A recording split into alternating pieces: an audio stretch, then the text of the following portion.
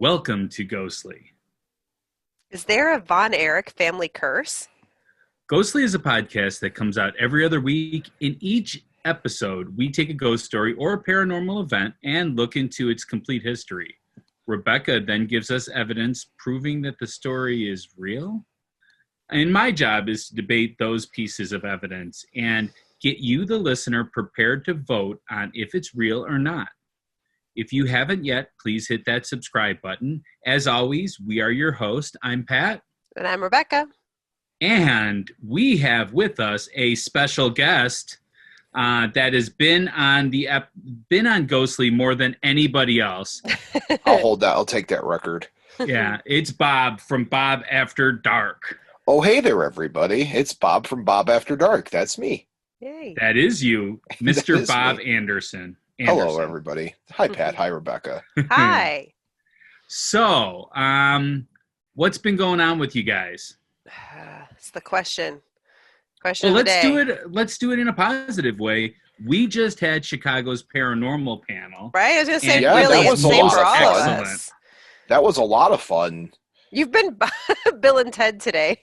Most excellent. Most been excellent. Be most excellent to each other. But yeah, no, 69! Hi, dudes. it was super fun. It was Friday night. It's on YouTube, YouTube/Ghostly Podcast. You guys can go check it out. And it was a lot of fun. Ursula told some crazy stories about the Hancock building in Chicago, stuff that I did not know about. Yes. And spiders. I was just going to say spiders. Absolutely horrifying. Yeah, and And definitely. the spiders from Mars. And a good addendum to our poltergeist episode, for sure. That was stuff that we kind of touched on in that, but she definitely had more to say. And then Steve Michaels, who wrestler, so related a little bit to our episode today, told me some things about MSI, that Museum of Science and Industry, that I did not know about. So yeah, people don't know what MSI is. Like, I thought it was a college at first. I was trying to figure Or that one out. like Probably- a hospital of some sort. Like, I live in the area I'm sure and I still Missouri don't State know. University or, Yeah. or Missouri State Institute exists. I don't know, but yeah. Anyways, it was a lot of fun, a lot of good stories. So Yeah, well, we have a lot of episode ahead of us, so we're going to save more of this kind of discussion for the end. But right now, we have to get to the listener mail, and I know Rebecca has a very special one. Does this finish up the series of this MJ? is finishing up the MJ series, the third The installment. Michael Jordan. Michael Jackson. It's themed, right, with our Last Dance stuff going on ESPN. No, this one, so it's a little long, but I wanted to just finish it out. So just as a reminder, this is a poor family that has now moved into a second house, and the entity has now moved across the street into the house with them. Again, the little boy, like, let the thing in. So let's continue. Absolutely.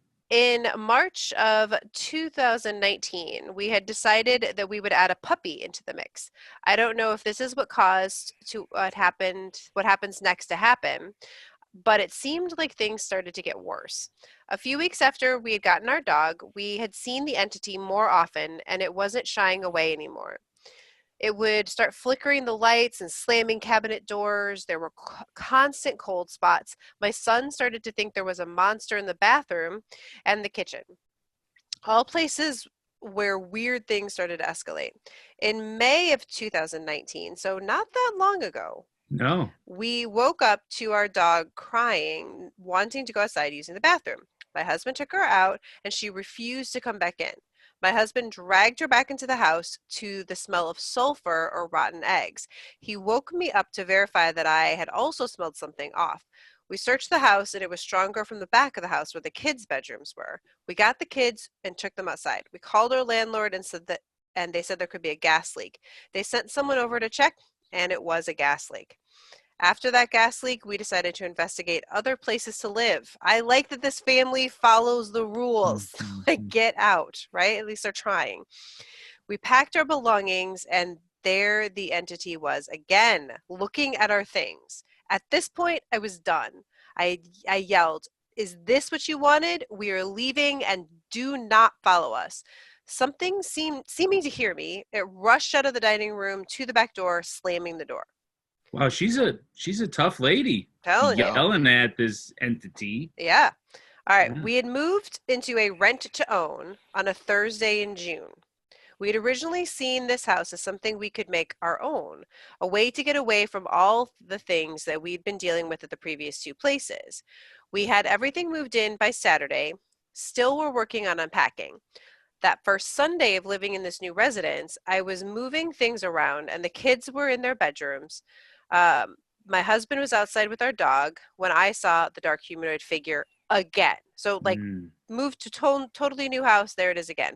The It third. was the third house. Third house. Yeah. It was standing just by my side of the bed, just watching me. After about 5 minutes of just standing there, it started to move towards me. I grabbed the kids and went outside. On the first Monday of living in this new residence, I was laying down on the couch in the living room with my daughter underneath the AC unit because it was in June in Kansas, so it was a little warm in the house.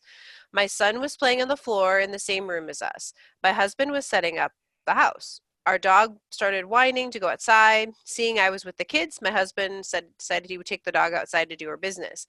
When she was done, she refused to go back inside the house again. She kept barking toward the house and tried to drag my husband away from the door, trying to drag him down the driveway. He ended up putting her on a chain right outside the front door and came back inside. He opened the door. The smell of sulfur hit. He asked me if I had smelled it. Since we were sitting low to the ground and the constant movement of air from the AC unit, we hadn't initially smelled it. This time, the smell was overwhelming and not at all like just a few weeks previously so we determined that the gas company needed to be called instead of waiting around on the landlord to get back to us. And the gas company told us we needed to get out of the house immediately and get as far away as possible. We all sat outside in the car, sitting in the street as far away from the house, but still close enough for the gas company to ask us questions if they needed it. After the gas company came and surveyed the leak, they determined that if we were to go to sleep in that house, we may not have woken up. For sure, if we had laid our daughter down, she would not have, because the gas leak was coming from her room. Wow. Now, I don't know, they red tagged the heater. I'm not sure if that's like a thing. No, they read tagged. Read tagged. Okay. I don't know what that means, but that's fine. And we started packing up our stuff. See? Smart. After the second gas leak in only a short amount of time at two different houses, the thought was terrifying. I refused to enter the house. I was sitting in the car with both kids and the dog. So there I was, just sitting there watching my husband run around the house, picking up what necessary items we needed. While watching him run around the house, I had seen the shadow. The shadow was standing in the front window staring out at me. Instead of yelling at the entity like I had done previously, mainly out of exhaustion, I whispered, "Fine, you can have the house. We are leaving." Soon my husband came bounding out of the house, arms filled with bags. I was still looking at the window when he got into the driver's seat. He noticed me looking at something. He had asked me what I was looking at, and I said nothing. I said nothing that will be bothering us now. We backed out of the driveway, and the figure was still in the window.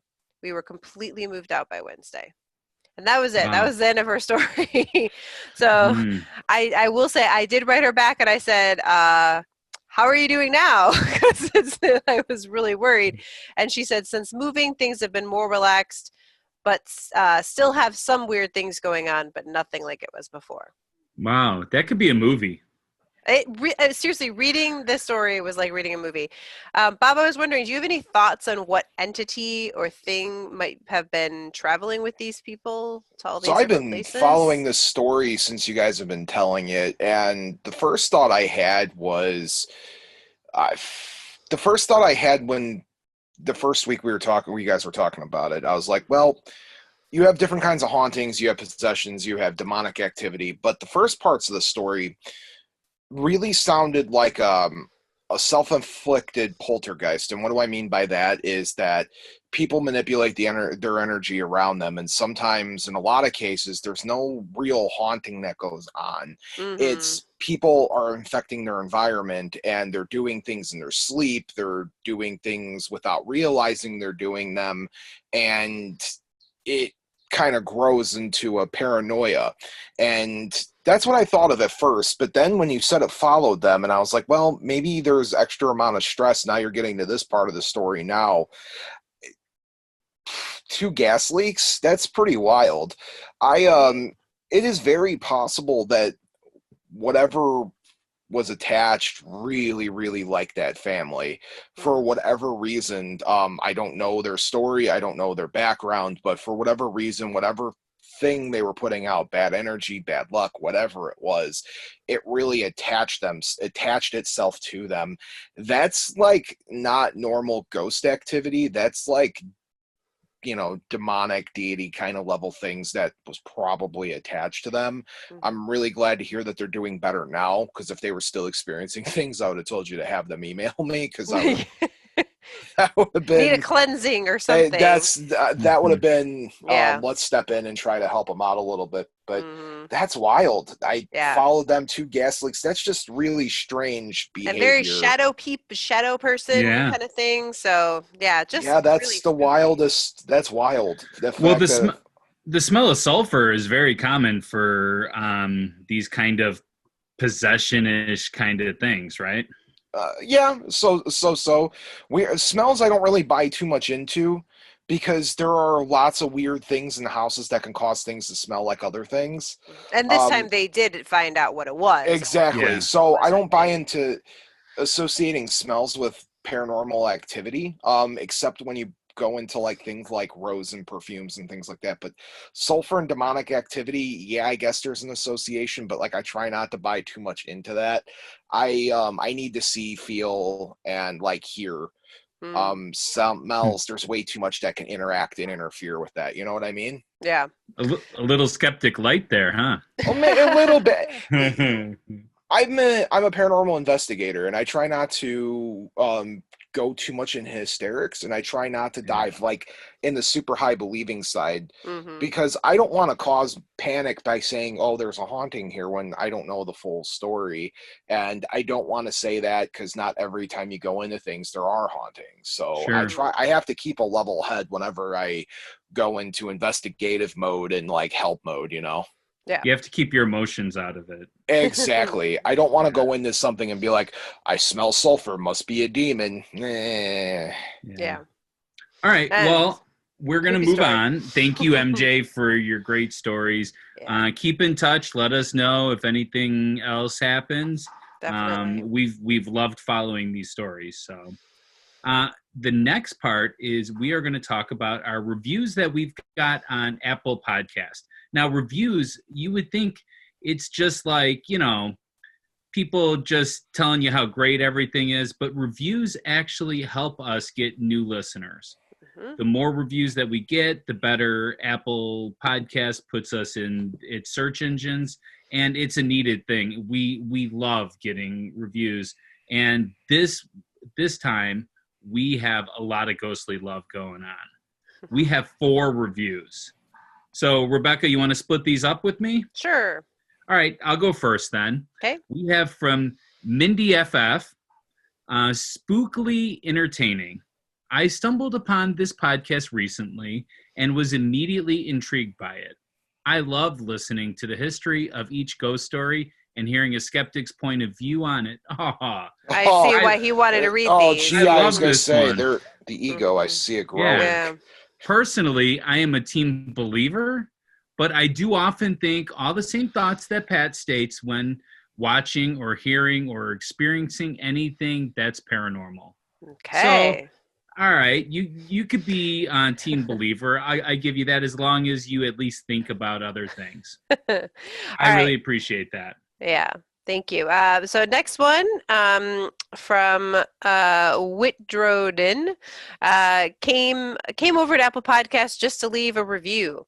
I left a review on Facebook already for this podcast, but I just felt like giving them another 5-star review. The hosts know how to debate properly and research their topics well. The skeptics and believers are both embraced and not made to feel unwelcome, which is uncommon and amazing. They will also talk to you about your experiences and are genuinely super friendly. One of my favorites. And she is a big supporter of the Ghostly Society, and we've talked with her a bunch over there. She posts Ghostly often. Society, great place to come tell us your stories, chat with other listeners, believers and skeptics. We have fun. All right, we're halfway done with the reviews. Okay. The next one is from Sarah Jean 76. If you love Chicago, you'll love Ghostly. Chicago is my favorite city to visit. Da Bears. That's why I wanted to do this one, because I could say Da Bears. That's how I got reeled in. While the subject matter is very intriguing to me, and I probably land more on the believer side. Sorry, Pat. It's okay. It's the history that got me hooked. I love to hear about the stories that lead to the legends. Even though all their stories aren't based in Chicago, this one is not. Today's episode is not a Chicago episode. You'll get a little touch of Chicago every time you listen. Ghostly often has guests that will expose you to other great entertainers. Mondo's singing is the best. So whether you are a team skeptic or team believer, each episode will have something for you. Don't forget to vote after the episode. I sent this to Mondo. Mondo was very happy to see that. Shout out to Mondo. You got to get on the show. You got to start beating Bob here. I mean, Bob's been I was just going to say, Bob is now beating your record. So I don't know. So we got to get you back on, Mondo. We miss you. Mondo's the other son from Happy Days, the one that went into the room. Oh, no, he's not. No, he's not. All right. The basketball player. The basketball, and I'll start being the more cameo character, Chachi, right? Oh, yeah. There you go. Yeah, you're totally a Chachi. All right, I'm going to read one more real quick here. We like this one too. Chef Alice 01 said, super fun listen. I found this podcast on Podcoin as a suggestion before its untimely end. Oh, Podcoin. I know, I miss it. I'm so glad I subscribed to it and look forward to every new episode. This is such a fun podcast to listen to. You can tell that Pat and Rebecca have a lot of fun doing the research and debating the topics each week. I'm usually #team believer, but there have been a few times Pat has made valid points that have changed my mind. Well, I'm glad I could do that for you. Let's do the next part. Oh, okay. Yeah. But anyways, thank you guys. Please leave us reviews. We will read until it gets to like 5 reviews in a period. We're going to try to read out each one of them for you. Okay. All right. So I've been winning these polls, so I'm feeling pretty confident. I was just going to say, I'm so You've been on a excited winning to do the streak, polls. man. Yeah. I have been. I mean, we just read a review where you convince people sometimes. I do sometimes, So they all seem to really like what you have to say. And yeah. So in our last episode, we talked about sleep paralysis. The question was, can sleep paralysis be attributed to the paranormal? And the votes were 69% to 31%. Man, I won big this time again. No. Wait, what? It was 69% yes and 31% no. Oh. Yeah, believers came out big for this one. Sorry. Oh, Pat, that's Bob, that's did you vote in this? I did, yes. He was the first vote, I I believe. saw was that. I even had to make the comment saying first vote. What did you vote, Bob? Absolutely. I don't think every time is, but No. I do definitely think that there are times where sleep paralysis is definitely like contributes to the whole paranormal thing, vice versa. Paranormal contributes to the. It was a loaded question, and I kind of brought that up during the episode too. So I actually didn't expect to win this one. So. I mean, in your defense, though, Pat, speaking of loaded questions, on your polls the week before last with the Jack the Ripper one, I mean, that was totally a loaded question. It was. And but I had to vote for Pat on that one because of the loaded question. Mm-hmm. But who came up with that question, though? Well, that was you, but I agree. No, it was you. It was you. It was fine. Totally you. It's fine. It's fine. I got to throw you a bone every once in a while. All right. So we got to get into this episode because this is going to be a long and very dark episode, actually. Yeah. Surprisingly. I think we're all kind of trying to delay the darkness. Yeah. Although we're going to try to throw a little bit of fun into it when we can, but we don't want to minimize the impact of the story, though, by making it too morning radio show-ish. Yes. So this episode is going to go to some real dark places, as we said.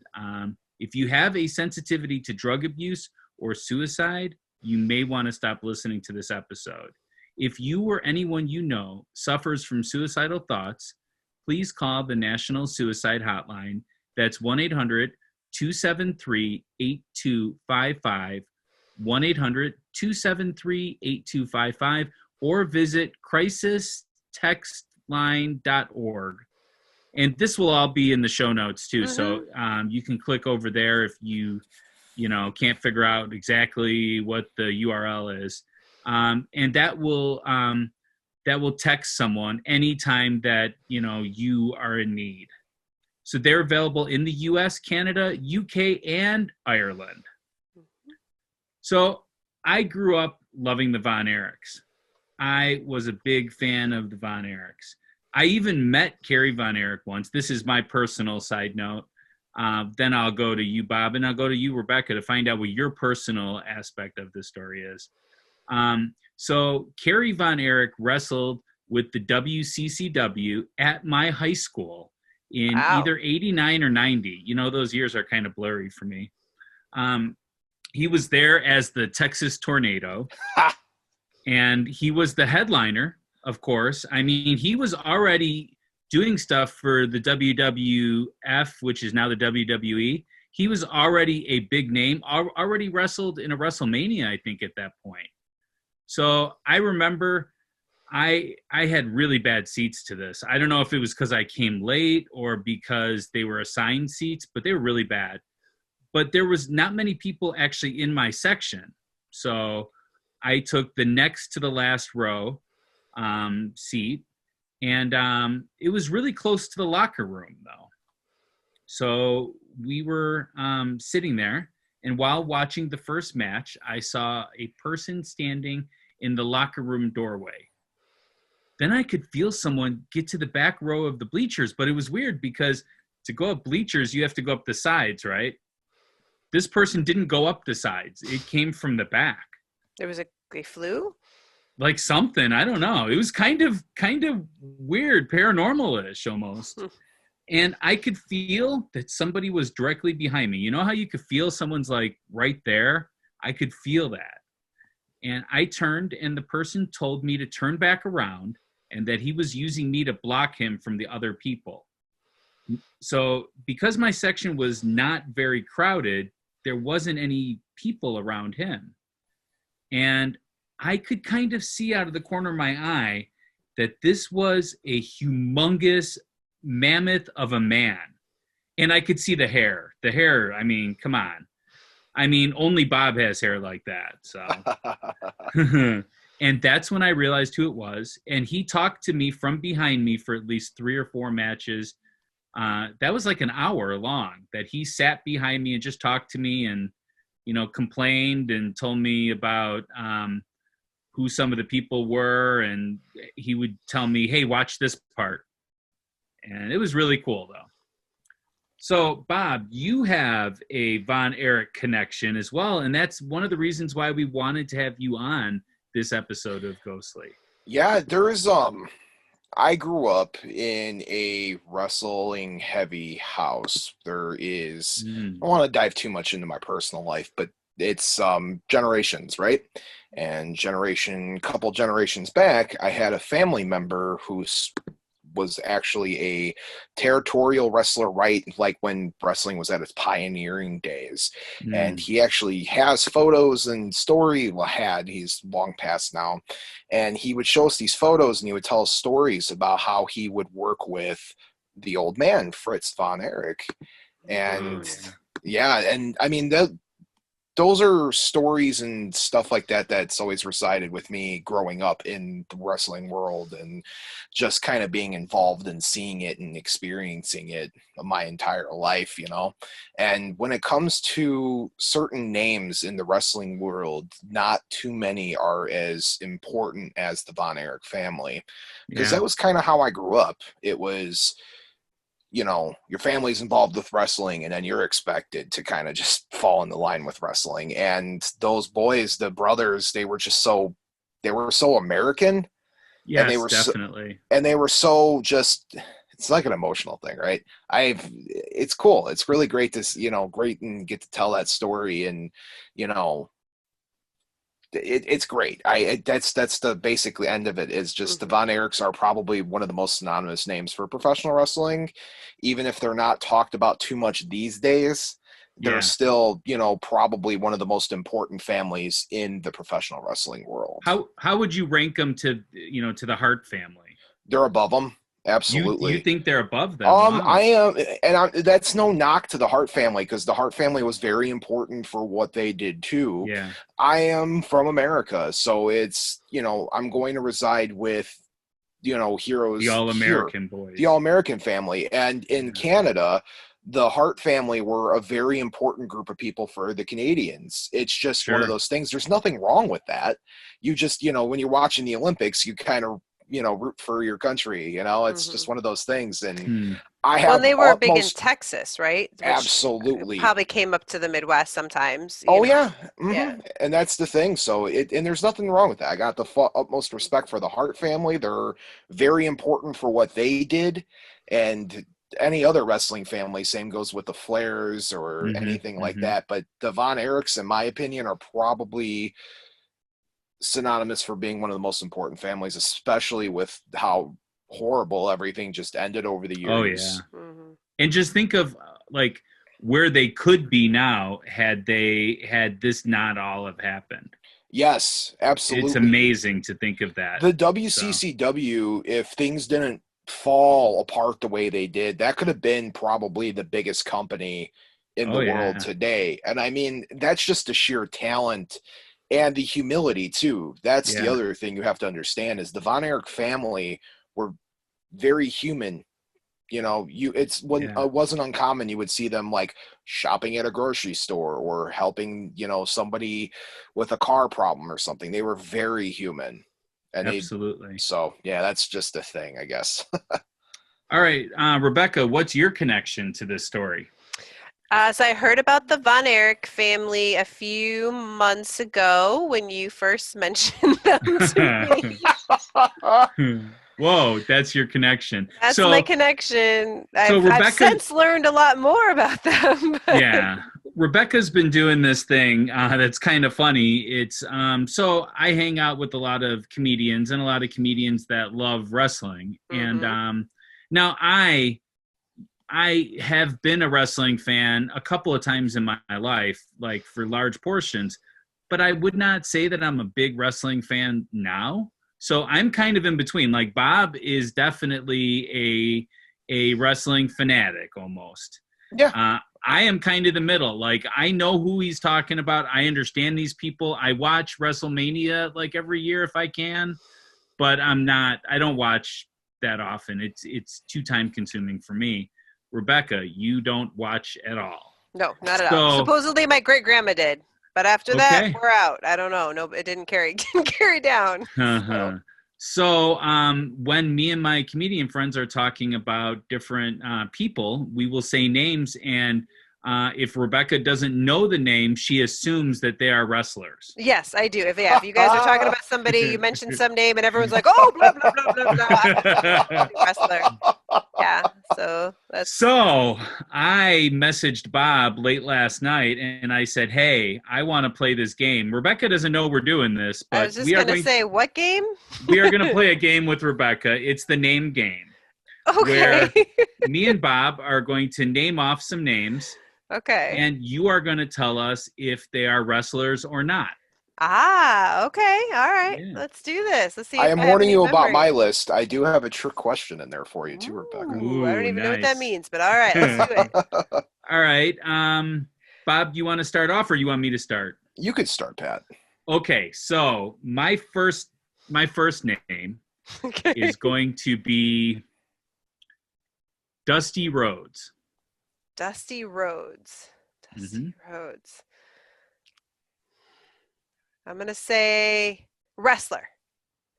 Ding, ding, ding. You got that one. That was a total guess. I was completely guessing. I do not know that name. All right. The next one, Dustin Rhodes. Oh.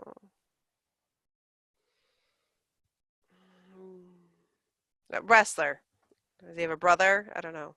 It's his son, actually. Oh! Now, There these you are go. wrestling names, and it's weird how they take on the Von Erichs. That's not their name, but they go by Von Erich. They don't go by That's anything so else. interesting. All right, Yep. so Yeah.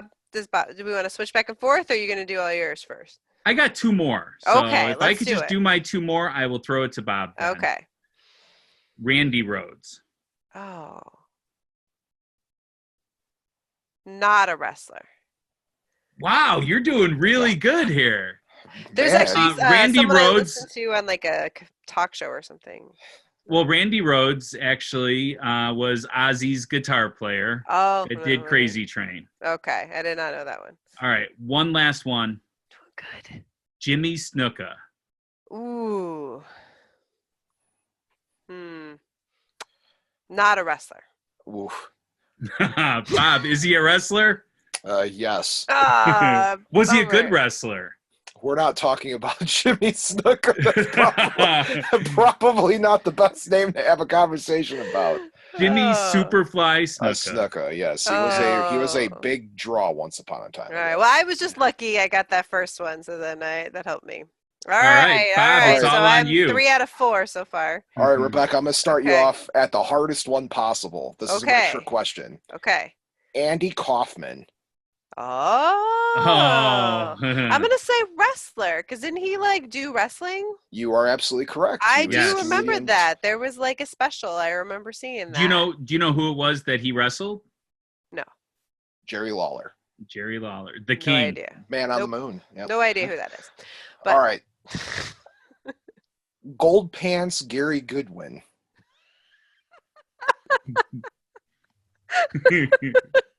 that's an amazing name.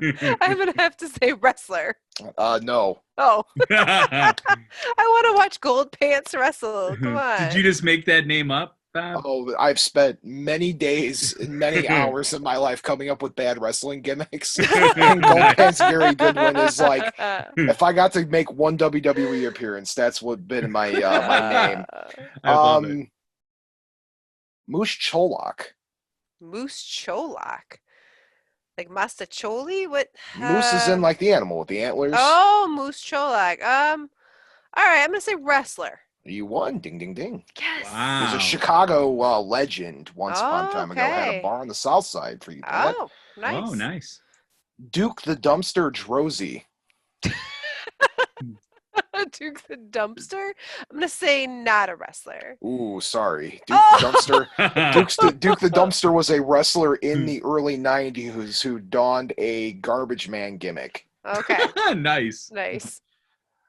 I'll give you 2 more. Okay. Amish Roadkill. Amish Roadkill. Now, okay, it seems to me that there would be an Amish wrestler, but Amish Roadkill seems a bit extreme. So I'm gonna say not a wrestler. Rebecca, you were on the right path, but then you fell apart. Yes.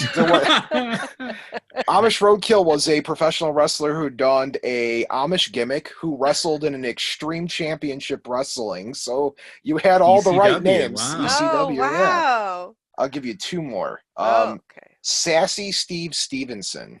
Sassy Steve Stevenson. Wrestler. No, totally made that one up. Okay. And then the last one, Brooklyn Brawler. Brooklyn Brawler. Oh, wrestler. Yep, you were correct there. Okay. Yeah, the all right. Brooklyn Brawler. That's actually he started up a bunch of times. Did he ever really get that far? No. No, he was always just some heel that was a bump for someone, right? He filled in for a lot of roles over his career. He He did a did, lot yes. of really famous stuff, but you just didn't know it was him. Yeah. And he played a bunch of different characters too, right? Yes. All right. Well, I think that wraps up our game. So Now the thank you for happiness playing. goes right out the window from Yeah, here. No, right? yeah. Exactly. It's going to get a little sad now. Yeah. So, Rebecca, would you like to tell us your ghost story? Oh, okay. Sadness. Okay, here we go. Ghost story for today. I woke up this morning in pain, like always. Pain from my missing limb, pain from the blows I took last night, and pain from losing so much over the last few years. They say I'm the best. that it's on my shoulders to take this journey to superstardom home for the family name. But it's hard to find the motivation when most of my family is gone from this earth.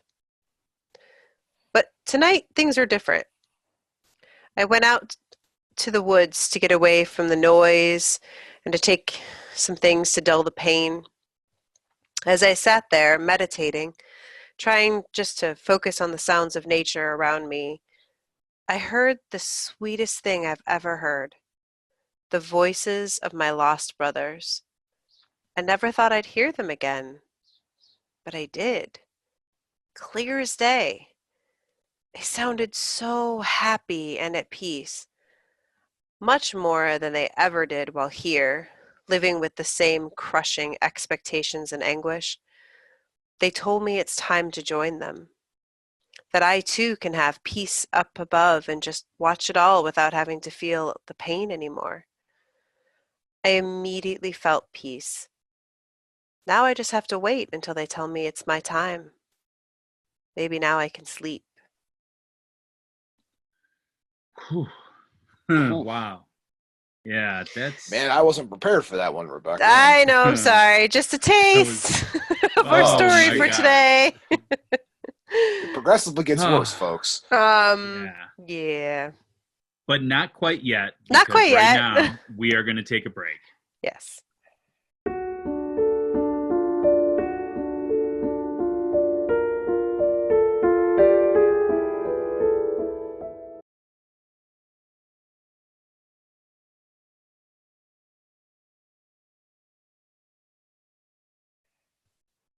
All right. So during our break this time, actually, we are not going to put in some pre-recorded stuff. We are going to talk to you about Cryptid Crate. So I reached out to the fine people at Cryptid Crate, and I asked to review one of their boxes. So they send out a monthly box. They're one of those kind of services. And I thought, how cool would it be to get something paranormal in the mail every single month?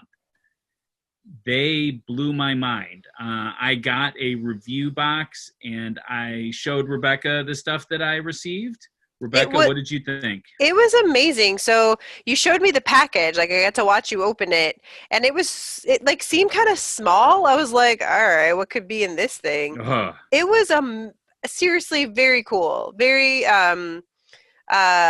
old school sci-fi crypty stuff. It was a lot of fun to open up. So yeah, they sent a DVD. I got a T-shirt. I got a pair of socks even. Yeah. I mean, paranormal socks? Bob, do you own any paranormal socks? I own 3 pairs of paranormal socks. There you go. Do you? Okay. Yeah. Well, I own a pair now myself. They also sent us a Mothman. A Mothman, like a figurine. Like a figure, yeah. It's really cool looking. I know you love the Mothman. I certainly do, yes. And they send a few other things. I mean, I thought it was amazing. Bob, what did you think of the pictures that I sent you? The merch is really great. From a paranormal standpoint, it's really cool to see them get the merch right. It's when you hear about these pay subscription box-esque things, sometimes you get like really cool stuff month to month, and then other times they just fall flat on what the theme is. Right. But it's really cool that you could just say a broad theme like cryptozoology and paranormal, and you just get the items involved with it. And the fact that they nailed it on the head, absolutely. I'm happy to hear about that. Yeah. And I know, Pat, you did research, right? I did. I looked at a bunch of them, and that one was like my favorite one too. Because I've been, like I'm into survival stuff, and there's survival boxes that you can get every single month, and I was just wondering if there was any paranormal, and there are a few, but this was my favorite. But Bob, what about if I told you that you can get 10% off of their Cryptid Crate? Tell me more, Pat. All you got to do is use the promo code Ghostly when you're ordering. Wow. And what's great about it is I'm a big guy, and oftentimes they give you a shirt that's like a medium. Yes. They gave me a shirt that fits. That's great. I love it. Yeah. Yeah. So just go to cryptidcrate.com and type in the promo code Ghostly to get 10% off your monthly order. That's great. Mm-hmm. Mm-hmm.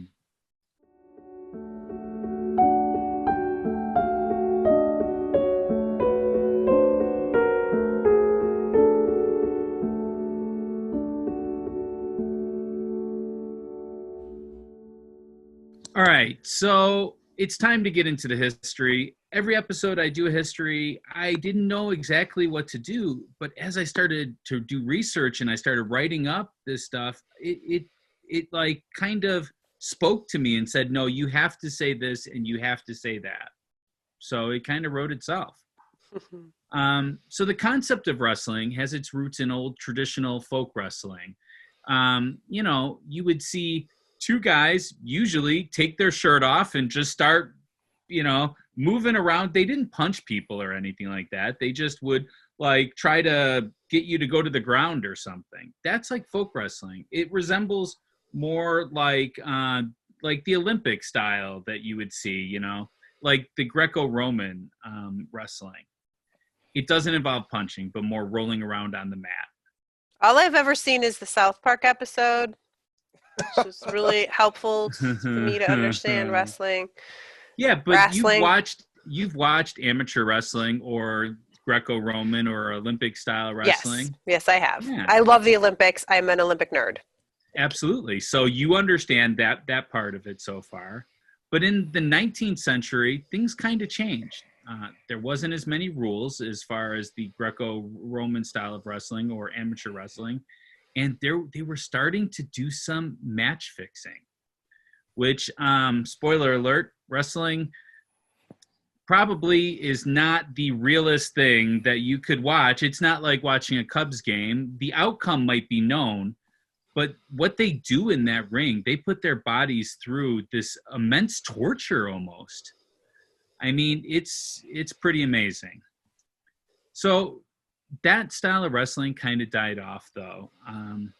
And it didn't get any more popularity until like the 40s and 50s. And that's when Gorgeous George gained some mainstream popularity. Do you know Gorgeous George, Bob? Oh, absolutely. That's a name. That's a It name. is. Yeah, I've never heard this name. Very, very important in the wrestling world. Yeah, definitely. I mean, if there was no Gorgeous George, there wouldn't be a Hulk Hogan. No, you're And if right. Now there wasn't that's a a Hulk name I Hogan- know. I know Hulk Hogan. Hey. So wrestling started to spread to other countries like Mexico and Japan at around this time. So in the 40s and 50s, people were already wrestling in other countries. Wrestling is not like what it is now. It was very regional. Stars in one region would be unknown in other regions. Oftentimes the heroes from one region would go to another region and be the heel, which is the bad guy. So in this time is when the Von Erichs come into the picture. Well, kind of. Jack Barton Adkisson? Did I say that right? Mm-hmm. Yes. Adkisson, yeah. Was born on August 16th, 1929 in Texas. The Texas background behind the character was real. He was originally trained by Stu Hart. We had mentioned the Hart family. Yes. Stu kind of trained every good wrestler of those days, except Hulk Hogan, which kind of explains a lot, I would That say. Hulk is the most amazing guy. Is that? If you ever watch a Hulk Hogan match, and Hulk, come on the show, we would love to have you. You could tell us otherwise, but you could, exactly when it's turning, and you can call out exact moves as far as like his last 6 or 7 moves in his routine. So he's not improving. No, definitely not. Okay. But I mean, maybe once upon a time he did. I'm not saying that he, I'm just saying that he became a fixture. This is what people wanted to see, so he did that. But Stu has his own legacy and tragedies. By the way, Stu had 12 children.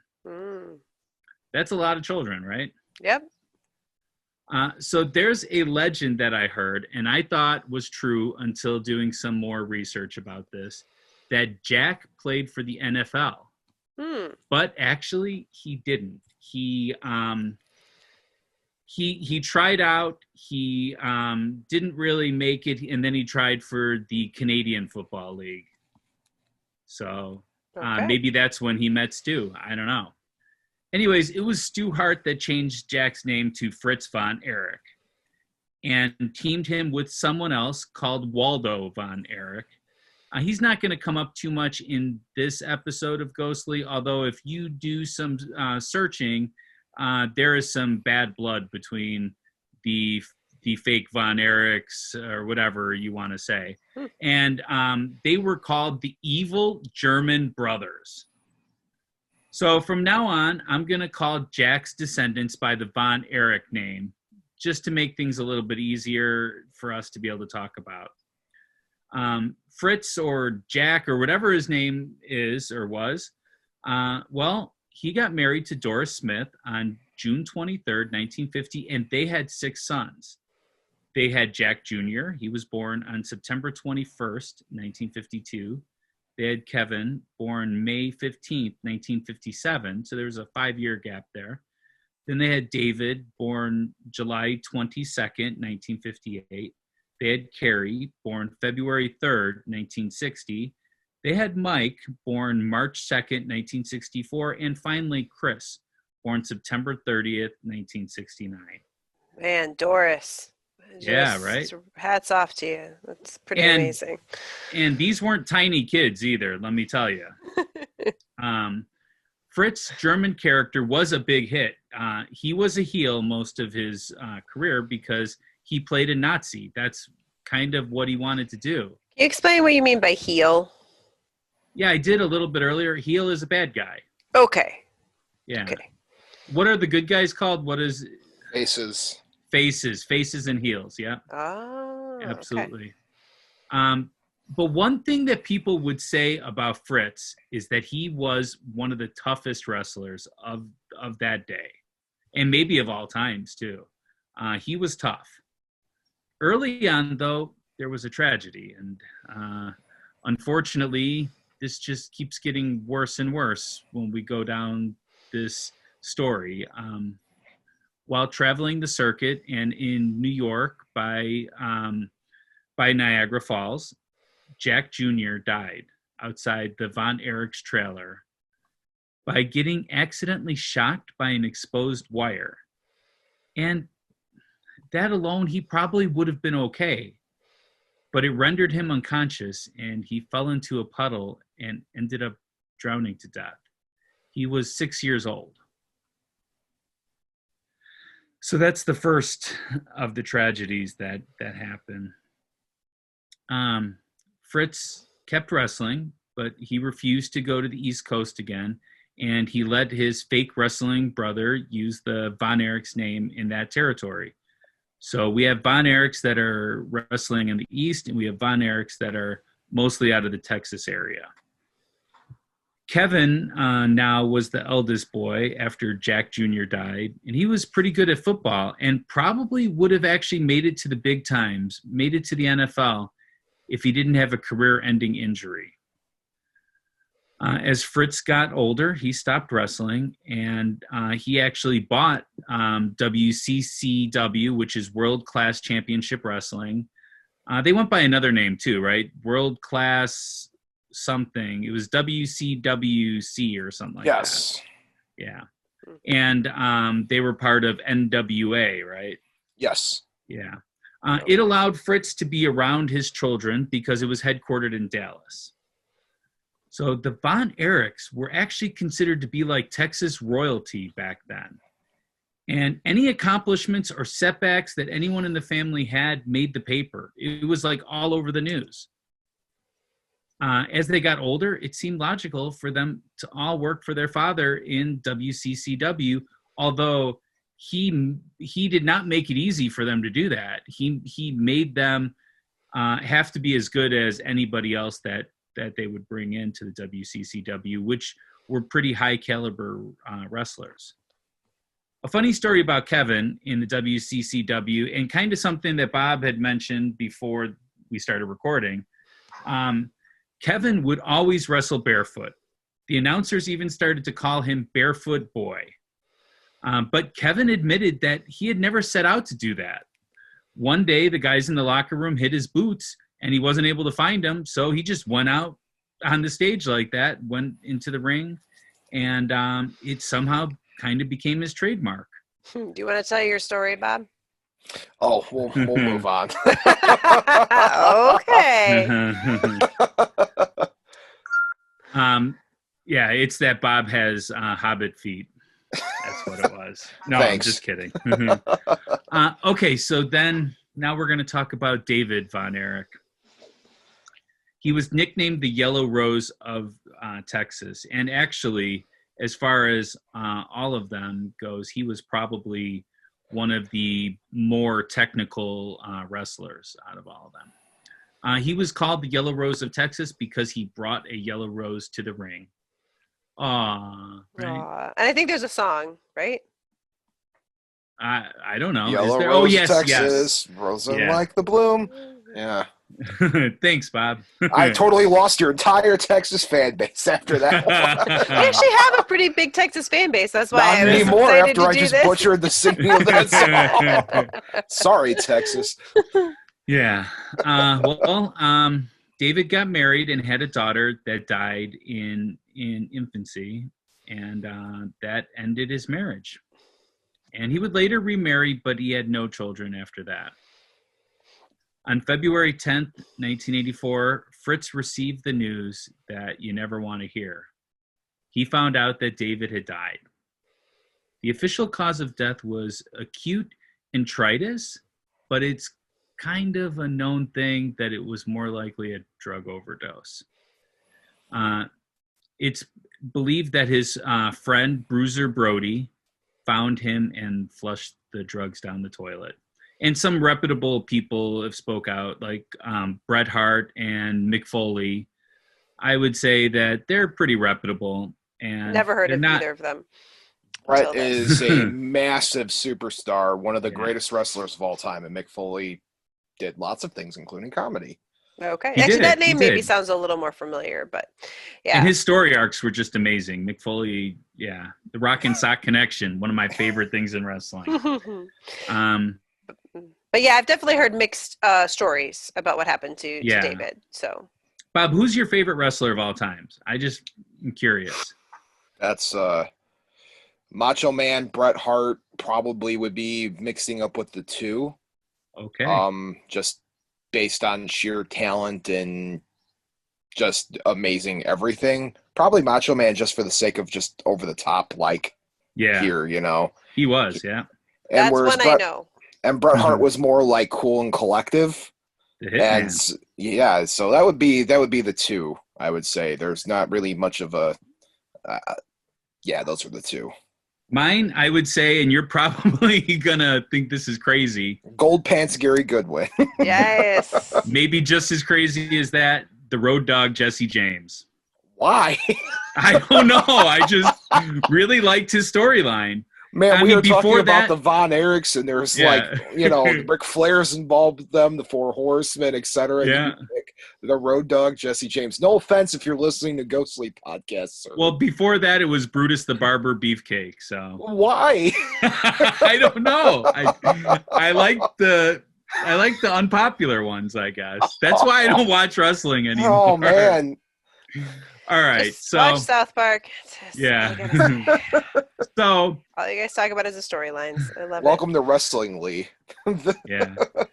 So through David's death, Kerry Von Erich's career started to take off. I mean, he didn't take advantage of it. It was just something that happened. And they wanted a replacement Von Erich in the WCCW for when Kerry would eventually move on. So they brought Mike Von Erich, and he was supposed to replace David in a feud that they were engaged in. This feud is with what was it, the Horsemen, right? Yes. Yeah. So that was a big WCCW plot line that was going on, so they brought him in to replace it. Mike had wanted to be a cameraman. That's what he wanted to do in wrestling. And he never really saw himself as a wrestler. Fritz kind of forced him to take over, thinking that, you know, it would just make him stronger. Mike was really in no shape to be a wrestler. He was athletic, but didn't really have the explosive energy that you need to be in a match. I mean, like you look at people like Bam Bam Bigelow and, you know, some of the other bigger guys. And That's not a name. Come Yes, on. it It is a name. Man, Rebecca, you lost the game even after we're not even playing. Bam Bam was on Flintstones. I don't understand. Bam Bam was one of the greatest wrestlers of all time, man. He was, yeah. But you look at people like this and you think they're just fat guys. You know, they really don't have any muscle to them. Or even like Mark Henry, which is like one of the world's strongest men. You look at them and you're just like, okay, they're big guys. That's it. But you have to have an energy. Not only is it the muscle, it's the energy that goes into it. Yes. And Mike just didn't have this. He got injured while on a tour of Israel and was forced to have surgery. The surgery caused him to have toxic shock syndrome, and this caused him to have several fevers that would spike up over 105 degrees. And it wasn't really diagnosed, or that we know of. It hasn't been released to the public, but it seems like he might have had some kind of brain damage done to him during that time. As you know, you hear him talk afterwards, and he just wasn't the same person that he was beforehand. He couldn't return to the ring, and that must have been very hard for him because of how much his father pushed him to do it. So Mike committed suicide on April 12th, 1987, by overdosing on a tranquilizer. So that's the third son. That right? is We the had third the son. child. We have Jack. David. Yeah. Like real quick correction Mike. because it just popped into memory. Mike, and this probably won't matter to like the 3 wrestling fans that are listening to this, but the feud wasn't with the Horsemen; it was the Freebirds. Oh, the Freebirds. That's right. That's right. Yes. Okay. Sorry, just a quick correction. Wait, we Yeah, don't want to thank get you. letters. So. But like that Bob After Dark guy totally Yeah. agreed to the wrong thing. So yeah, we're up to 3 now. The next one to go was Chris. He was smaller than his brother and had a lot of health problems. He had asthma, and the asthma meds that he took caused him to have brittle bones. But he did have a passion for wrestling. He had that energy that Mike didn't have.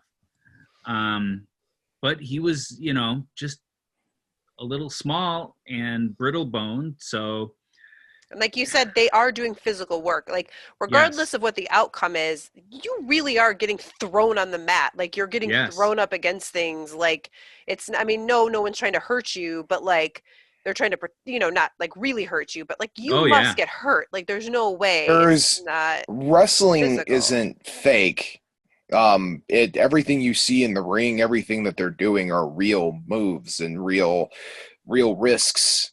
And the fact that Chris was able to go out and do all of that still and have the drive really shows the character, because he wanted to step up and be the other brother.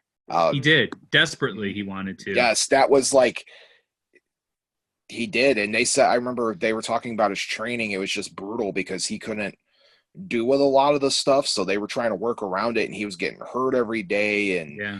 But he still went out and did it. The guy worked matches. So he did. He had that passion for wrestling and wanted to be like his brother and his father. People were really worried that he was going to get very seriously injured during one of these matches, though. Fortunately, it was just that he broke his arm in a match, and he wasn't able to wrestle for a short period of time. That might have saved him from dying in the ring. But that kind of led to other stuff. He got frustrated, and he became very heartbroken over the loss of Mike. So he committed suicide 18 days before his 22nd birthday by a gunshot to the head. Wow. And you would think too, Chris and Mike, they were the two younger boys. I think they were Yes. probably very close, looked up to the big three older brothers that, and so I can only imagine. Yeah. Yeah. This had to be really tough. That leaves Kerry and Kevin. Kerry was the most successful of Von Erichs. I mean, he was built to be a wrestler. He had the physique, he had the hair, he had the attitude, the charisma, everything. He also won the Intercontinental Championship in what is now the WWE. It was the WWF back then.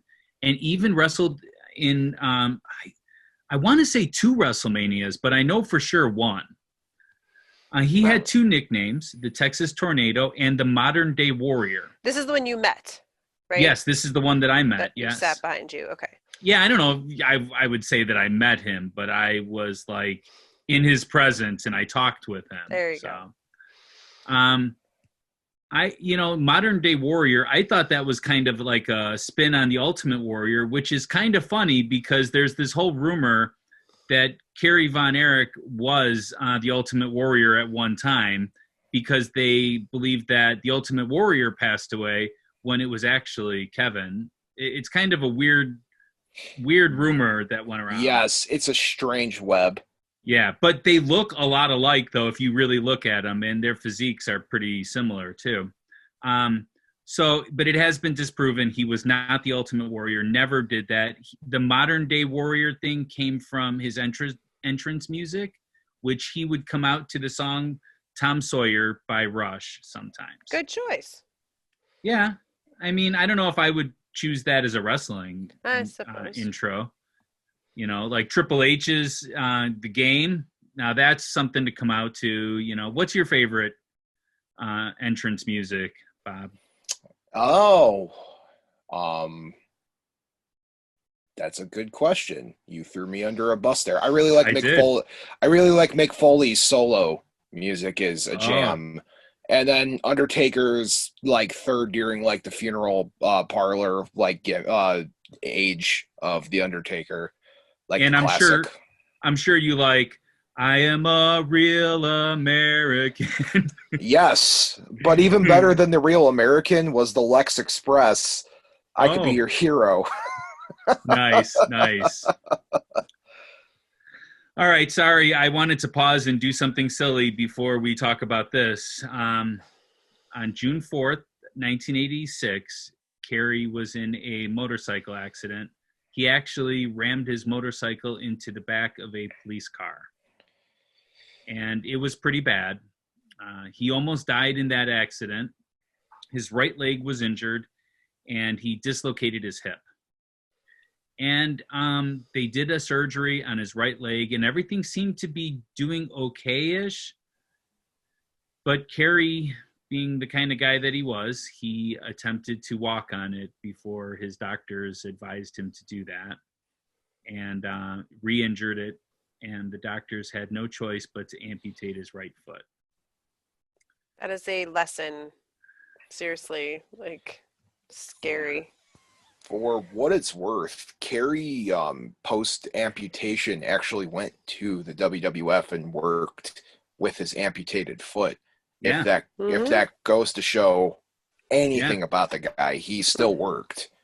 Absolutely. And that's when I saw him was after that. So, and I didn't notice anything. Wow. Fritz and family told him not to let this information out. So it remained a secret until he died. These were brothers that were so close that they would keep a secret, even though it could be something they could have gained a lot of money just exposing that. But they would never do that to a brother. I really wonder what would it have meant for him to have just told people that this happened and that he was still wrestling, and was wrestling at a very high level after that. In fact, none of his WWE success happened until after that. So he could have been an inspiration to a lot of people had he had just exposed this fact. But I do wonder if they would have let him, or if they would have treated him differently. Like back then, I mean, like today, but I don't know. Well, today they would have been fine. Yeah. You know? I don't know. Back then, I mean, he would have had to have done it for a few matches and then finally been like, ta-da! Yeah. And Vince would have probably used that as part of a character. Yeah, exactly. It would have probably been his thing then. But I'm sorry. As you could probably imagine, though, wrestling with only one foot probably hurt a lot. It's torture to begin with, and you're doing even more to hurt yourself on a constant basis. He became very addicted to painkillers after that, and this led to more drug problems in general, and that led him to getting arrested and put on probation. And then he got arrested again. And this would probably mean that he was going to have to serve some jail time. Kerry had told several people of his plans, but not his family. Kevin, his brother, recalls him idolizing his brother Chris's suicide. Things got really dark during his final days, and Kerry went to his father's ranch on February 18th, 1993, which was the day that they actually wrapped up his court case, and he would have had to show up to go to jail. He told Fritz that he loved him and always would, and then he stole his .44 caliber pistol and drove off to another part of the ranch and killed himself. He shot himself in the heart, actually. Yeah. Which a .44 caliber, that's a big gun. Kerry told Bret Hart that his brothers were calling him. So we have 5 of the 6 brothers now gone.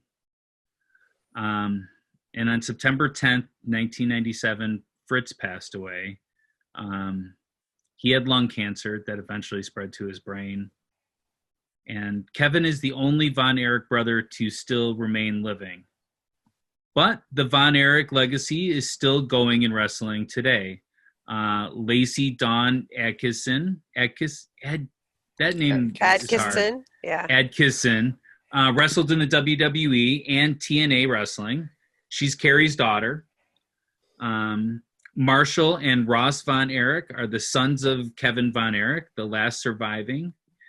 And they are still wrestling and just signed a deal with Major League Wrestling last year. So their futures are looking pretty bright, I would say. Sorry to be such a Debbie Downer. There was a positive ending, though, for Kevin, at least. Mm-hmm. Yeah. Kevin lives on this, what he calls heaven, his happy place. He lives in Hawaii. Yes. He basically gets to be as spiritual as he wants. He wanders his area with a machete, barefoot, and cuts down coconuts, smokes cigars. Young coconuts, yeah. Yeah, and that's Kevin has a happy ending to every tragedy. So at least can we end the history on a good note? Yeah, well, exactly. Well, and you mentioned his 2 sons. I think he also has another son, another daughter, or 2 daughters, something like that. And he has grandkids, and they all run around the property. And he lives in paradise. And Kerry had another daughter still married. Too. Yes. Yeah, Kerry. Yeah, Holly. Yes. Holly was her name. Yeah. But she never got into wrestling, though, I don't think. No. But Kevin always says, like, to this day, he's like, don't take pity on me. I'm the luckiest man in the world with the way how everything ended for him. Yeah. So. Yeah. And he actually retired from wrestling pretty recently, actually. Yeah. It was probably like 10 years ago or so, I believe. Mm-hmm. Yeah. 10 or 15 I think he was years? involved in wrestling. I don't know if he was his last match was in Jerusalem in 2014. Oh wow. Yeah. Okay. So, yeah, he tagged with his sons. Oh. And he did the Iron Claw, which he did the Iron Claw for the win. Yeah. Which that was Fritz's move, was the Iron Claw. Mm-hmm. So, I think the boys did it too. Yes. Yeah. Well, Kerry refused to do it though. Oh, okay. Kerry became the Texas Tornado, especially after his foot was amputated. He refused to be known as a Von Erich. He wanted to be just Texas Tornado. Yeah. Okay. All right. Well, Well, I think we definitely need a break after that one. yes.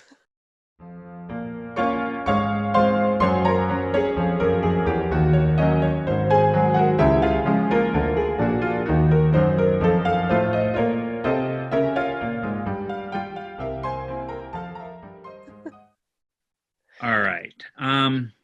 So Rebecca, you came to me with a great idea.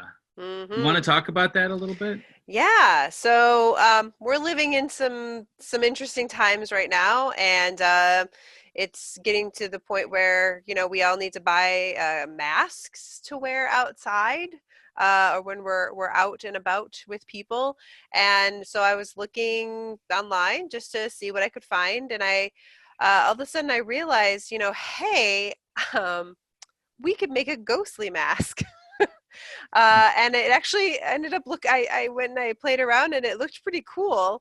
And I mentioned it to a few family, friends, whatever, and they were like, I want one. And I was like, well, okay, maybe instead of just making this for myself, we could put it out on our Zazzle store and see if any, just in case anyone else wants one.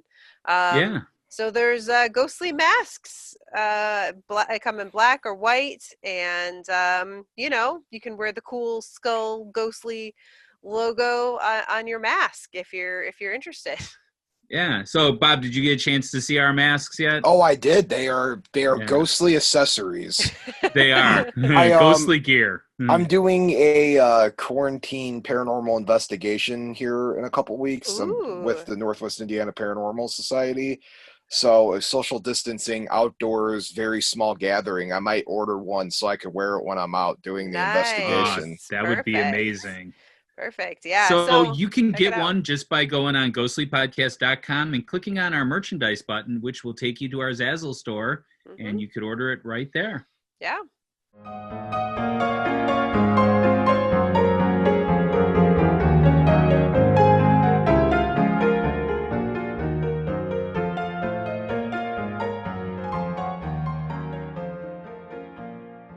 All right, so let's just dive into the debate here. And Mhm.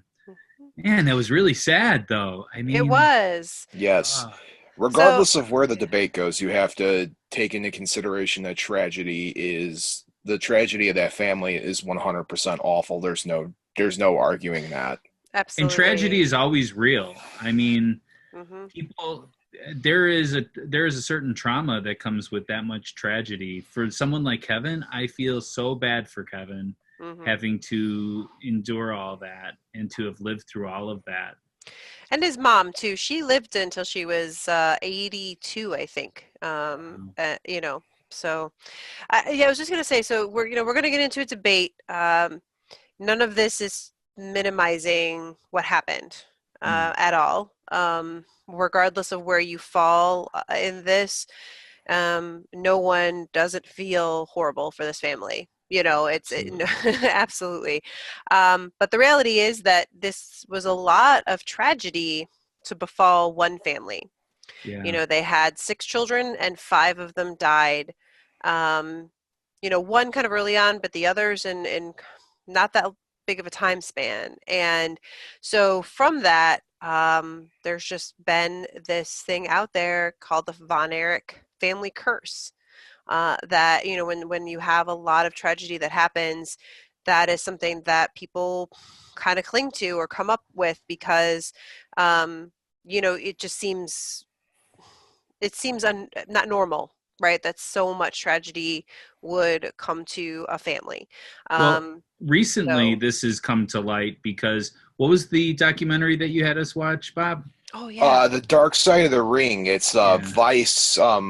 Vice TV. That's the name of the channel. Hmm. Vice TV is doing a documentary series on all of these stories that pop up in the pro wrestling world that aren't necessarily good stories. So they're covering, really dark stuff, no pun intended. Yeah. And they did the episode on the Von Erich family, which if any viewer out there that's really interested in this story, I highly, highly recommend you Hmm. go and watch that episode because it's one of the few times Kevin comes public about what Yeah. Yeah. he's gone through and like Hmm. what he's going through now.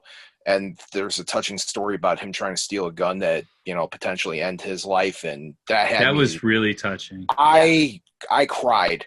I Mhm. literally sat on the couch at like 11 o'clock in the morning, and I started bawling my eyes out when I watched that. I mean, my allergies were a little bad during that time, so I mean. But if you guys get a chance to check that one out, I highly recommend checking out Dark Side of the Rings Von Erich story, because man, it's really good. Absolutely. It is. Let me just say that you know, since I watched the Von Erichs actually wrestle and stuff, I don't know if you ever saw them live, Bob, because you're a little bit younger than me. I'm younger than you. I watched the Sons several times. Kevin's son's out in the wrestling world, and I've watched, you know, tapes and stuff. That's things you study and whatnot, but Sure. no, I didn't get to watch them live.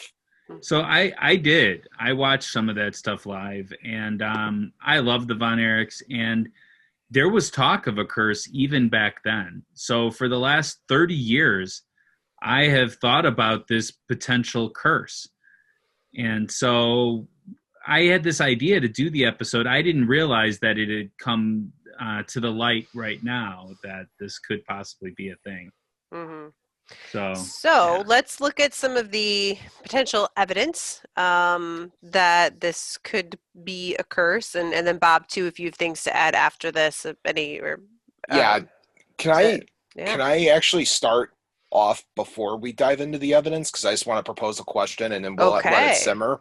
The question I want to propose to both you and Pat and the audience before you dive into the evidence is, what is a curse?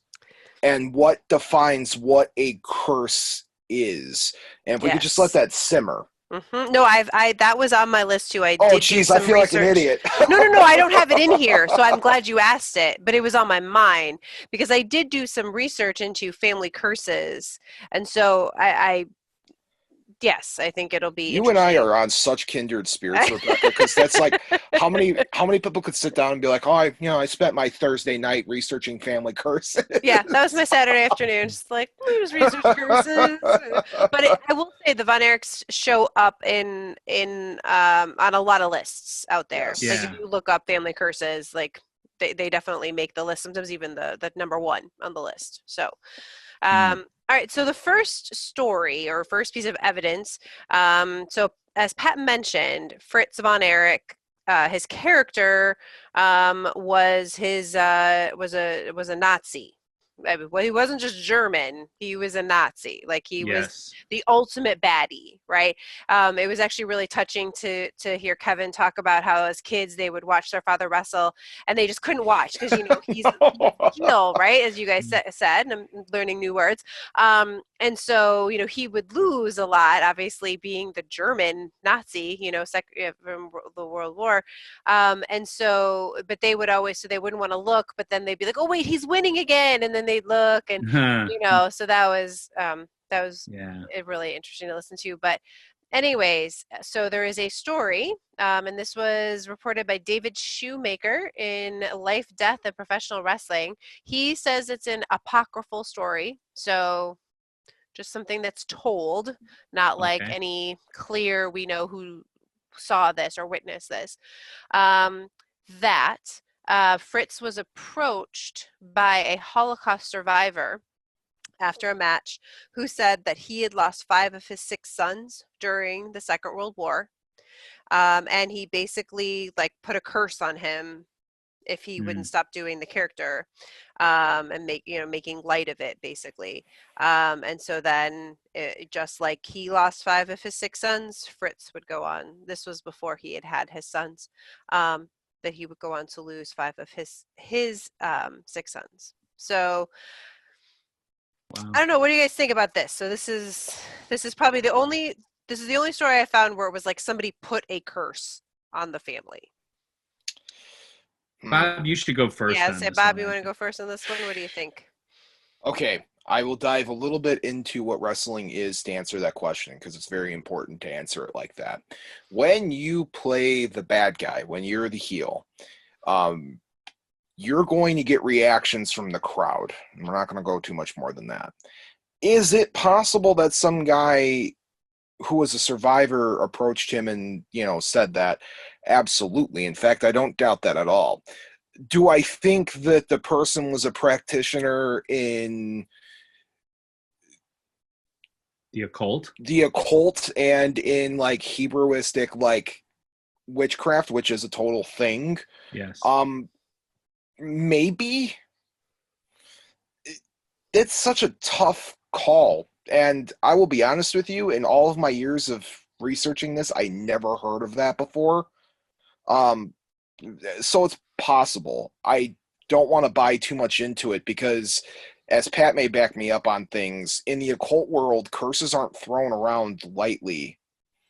I mean, given that the wrestling world was way different back then and people took it a lot more serious, I'll just say it like that. And maybe that was a thing, but I would probably say not so much. But I don't know. Pat, what do you think?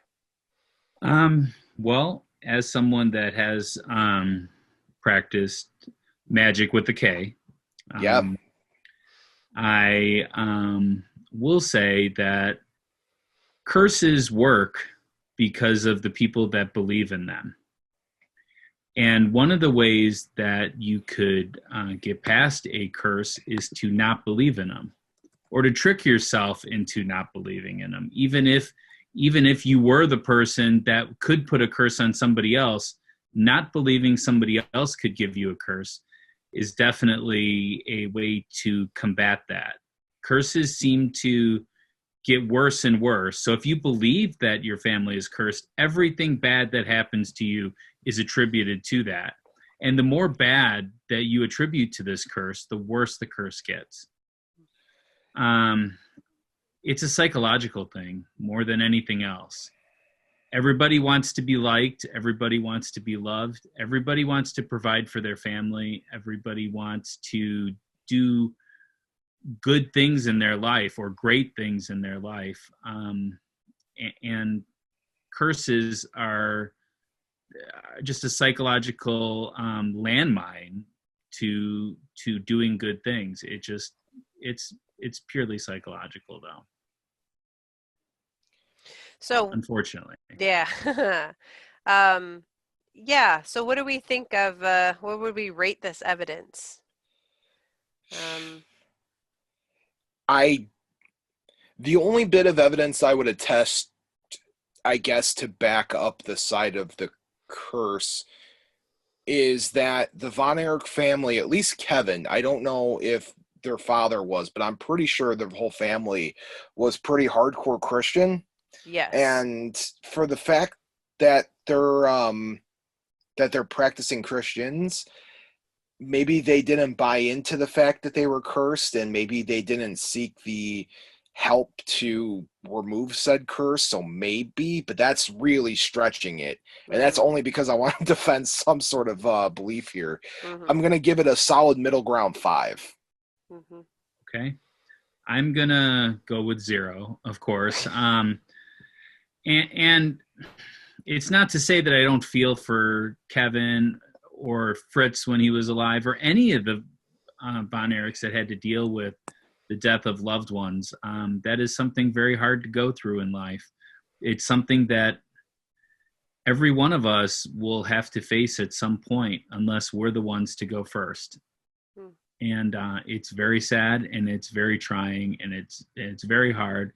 I could not even imagine what that must feel like or look like to lose that many people in your life. So I give it a 0, but I do that with the utmost respect for these people.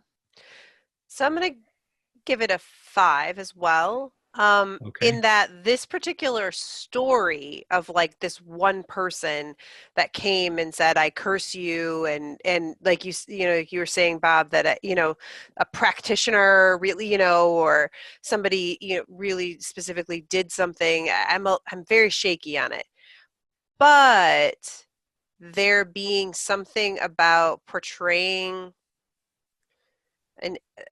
a character that was very, I mean, this is the 50s. This is like 10 years after the World War. Like, actually less than that. It's like 5 years after the war ended, that you could be putting trauma out to the world, to the people that are watching you, and that energy could be pretty bad. You know, I mean, that, so that's where that's why I'm a 5 and not a 0. But do I think that this one particular person maybe did it? Not as sure on. So, Okay. all right. I got another piece of evidence, another thing for us to think about. So what strikes me with this is that the tragedies of this family weren't always just their own behavior. So we talked about drug use. We talked about trying to live up to the father's expectations. And that is certainly a big part of this. I mean, there were suicides. I mean, this was people doing things to themselves. However, there were a lot of other odd accidents that kind of really push things. And I feel like they came at really critical times.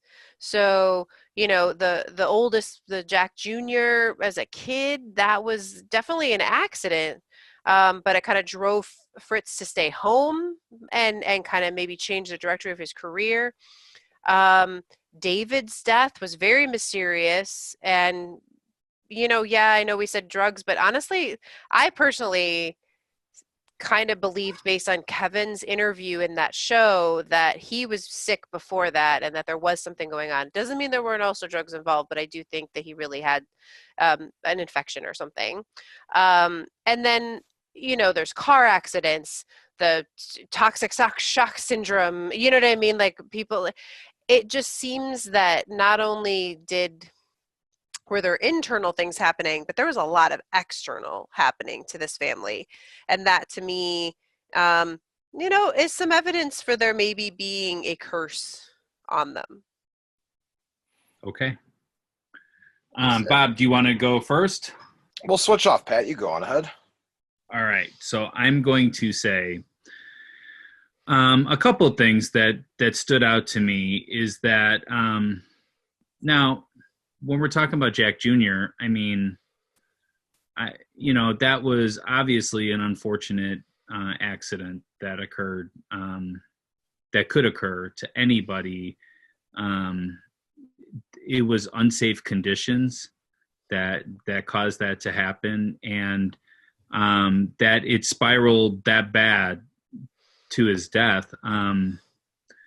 It's just unfortunate. It's just statistically, that's like crazy, but still, it's an accident that happens. And what was really interesting about all the suicides is it always came after some kind of injury.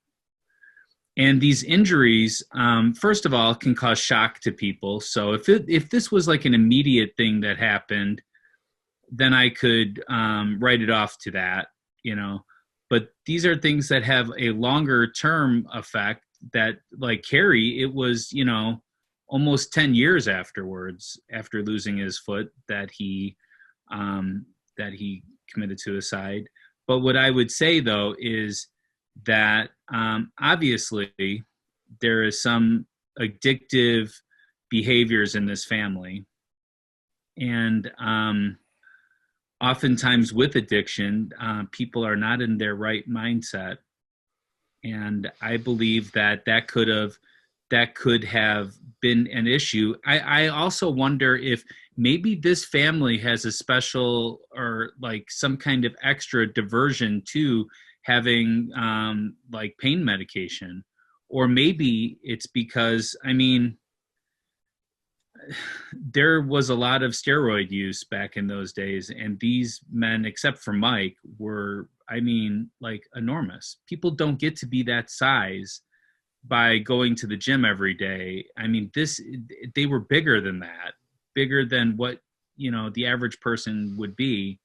And I wonder if maybe the combination of steroids with the pain medication might have caused something to happen, and might be actually responsible for a lot of the things that have happened in the WWE. So I'm going to say that this stems from the addiction or some aversion or an adverse reaction to their pain medications. Bob, what do you think? It's weird because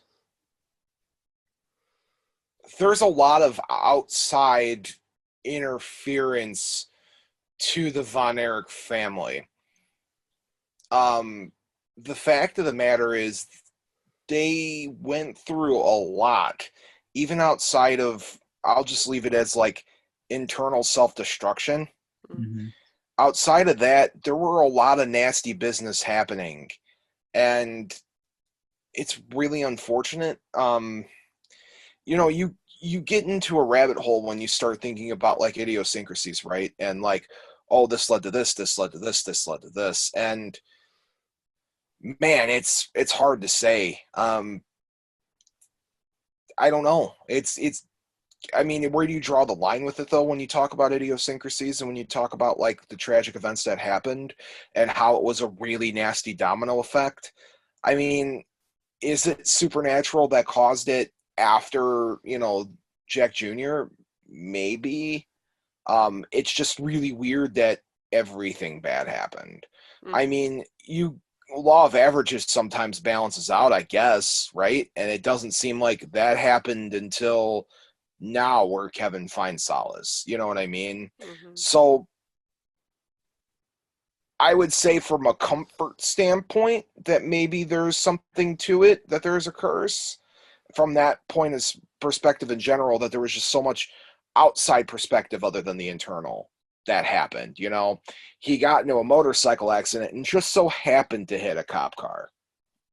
Well, I mean, do you think maybe he was on drugs when that happened? It's possible. I'm just saying I know he could have Jim hit any Morrison vehicle. did the same thing. Oh, sure, but what I'm saying is it just so happens that he hit the cop car, Mm-hmm. and it just so happens that the one son ended up with the broken arm and couldn't die in the ring, and then became with problems after that. It's really weird. It is really strange. Like if he hadn't broken his arm. Exactly. Would have things happened? I don't know. You know what I mean? What if he ended up in that situation in general if his other brother didn't die?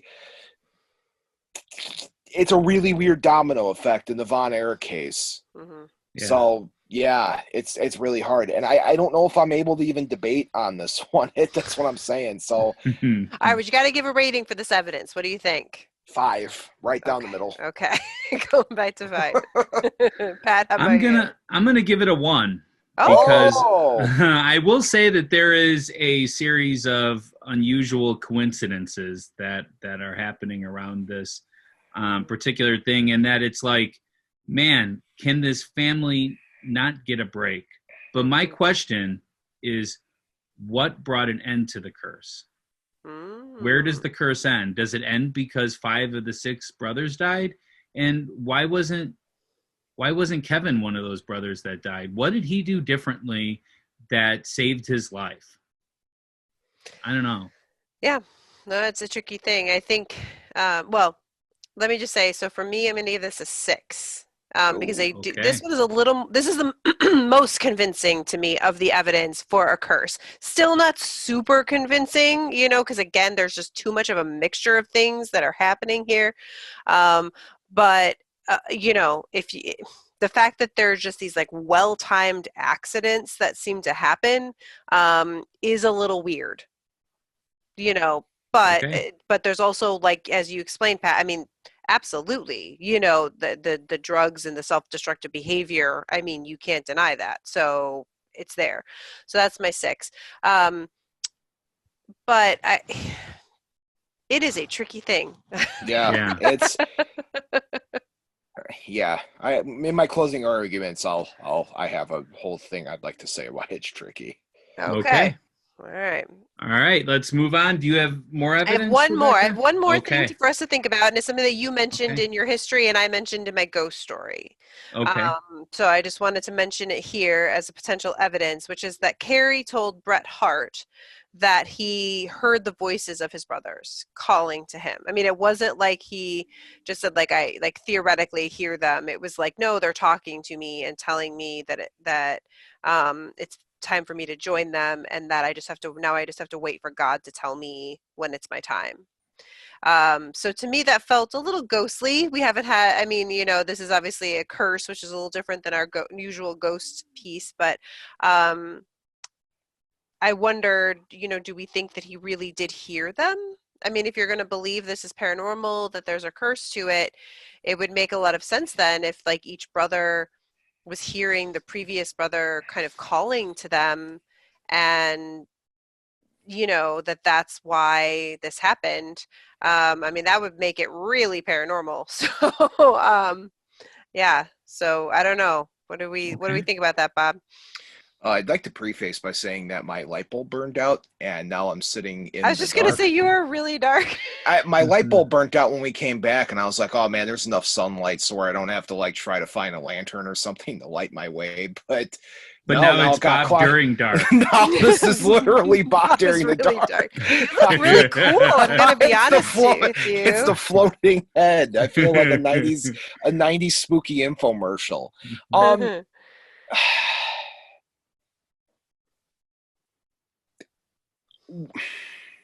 This is hard because I'm going to say something that's going to really maybe touch a nerve. So just bear with me, guys. I'm going to explain it. There are times when paranormal situations can't attest for mental illness. What he was going through, and I don't want to say mental illness like schizophrenia or something, but just the fact of the matter is he went through a lot. And there is levels of shock, and there's levels of depression, and there's levels of coping mechanisms that go into that. And sometimes you can't explain that away with the paranormal, but there are times that you can.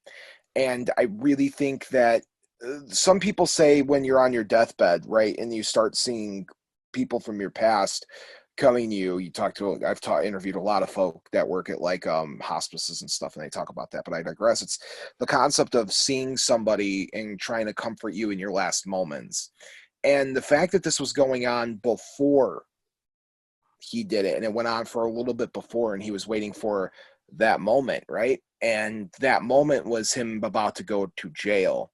And Kerry Von Erich did not want to have that image of, I'm the Von Erich son that's going to jail. Now's my chance. There might be something to it. And that this might be the only bit of evidence that I'm going to give above middle ground. But do I give my rating now, or do I wait for Pat? You can if you want, sure. Oh, I'll wait for Pat. Okay, all right. Maybe Pat will change your mind. So yes, Pat, let's give you a chance to give your side. So, suicidal thoughts is a form of mental illness. It's not belittling it at all to say that. I think it is something natural that people can have, and I don't want to diminish people's feelings for ever feeling that way. But it's very poetic how he's saying that, he heard his brothers calling to him.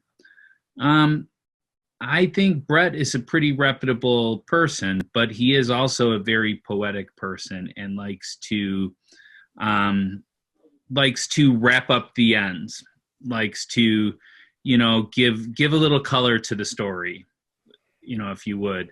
I believe that Kerry did talk to Bret and said, hey, I plan on doing this. And Kerry convinced Bret that he wasn't going to. These are all signs of mental illness. These are all signs of having suicidal tendencies. And given that his brothers committed suicide, suicidal tendencies can be an inherited mental condition that can occur, mixed in with all the drugs, mixed in with all of the stuff that he was going through at that time. There's a preponderance of evidence that speaks that this is not at all paranormal, that this is merely somebody that is suffering. He's suffering because he cannot grieve the loss of his brothers, which that might be too much for someone to take. That might be the point where it's too far, where you cannot overcome that kind of grief that takes on you. And the grief could have been the thing that killed him, but he was also addicted to drugs. He was also in trouble with the law.